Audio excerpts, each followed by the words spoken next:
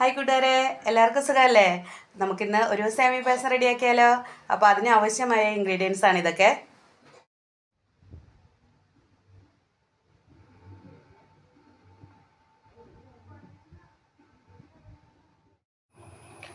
നമ്മൾ 2 പാക്കറ്റ് പാലാണ് എടുക്കുന്നത്. പിന്നെ ഇത് റോസ്റ്റ് ചെയ്ത സേമിയ ആയതുകൊണ്ട് നമുക്കിത് റോസ്റ്റ് ചെയ്യണ്ട. റോസ്റ്റ് ചെയ്യാത്ത സേമിയ ആണെങ്കിൽ നമുക്കത് ഇച്ചിരി നെയ്യിലോ എണ്ണയിലോ ഒന്ന് റോസ്റ്റ് ചെയ്തിട്ട് വേണം പായസം ഉണ്ടാക്കാനായിട്ട്.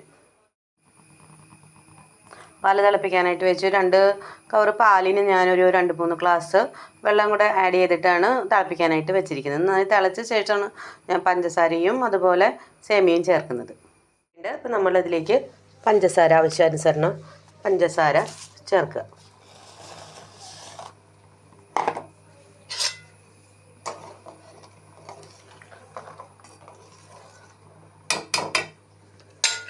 നമ്മുടെ സേമിയയും കൂടെ ചേർത്ത് നന്നായി ഇളക്കുക.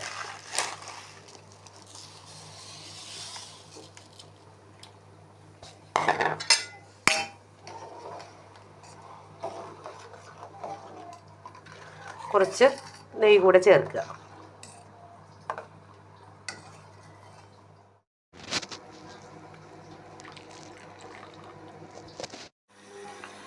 കുറച്ച് പഞ്ചസാര ക്യാരമൽ ചെയ്തെടുക്കാം. അപ്പോൾ അതാ ക്യാരമലായിട്ടുണ്ട്. ക്യാരമലായ പഞ്ചസാര ലായനി അതിലേക്ക് ചേർക്കുക.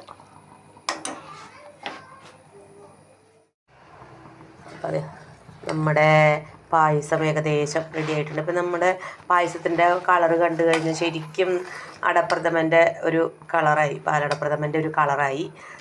എന്നിട്ട് നല്ല വെള്ള കളറിലല്ലേ നമ്മുടെ കളറൊക്കെ മാറി അടിപൊളിയായിട്ടുണ്ട്. ഇത് നമുക്ക് ഏലക്ക ചേർക്കാം. അണ്ടിപ്പരിപ്പ് മുന്തിരിയോ നെയ്യിൽ വറുത്തിടുക. നമ്മുടെ പായസം റെഡി. ഏലക്ക പഞ്ചസാരയും കൂടെ പൊടിച്ചത് ചേർത്ത് ഇളക്കുക.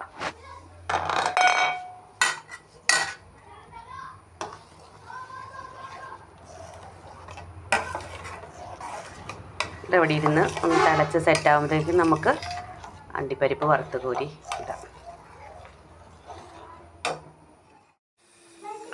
അണ്ടിപ്പരിപ്പ് നമുക്ക് മുന്തിരി ഇവിടെ ആർക്കും വലിയ പ്രിയമില്ല, അതുകൊണ്ടാണ് നമ്മൾ അണ്ടിപ്പരിപ്പ് മാത്രം ചേർക്കുന്നത്.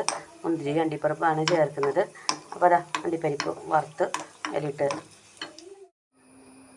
ഇപ്പം അണ്ടിപ്പരിപ്പോടെ ചേർത്തു. സേമിയ പായസം റെഡിയായി.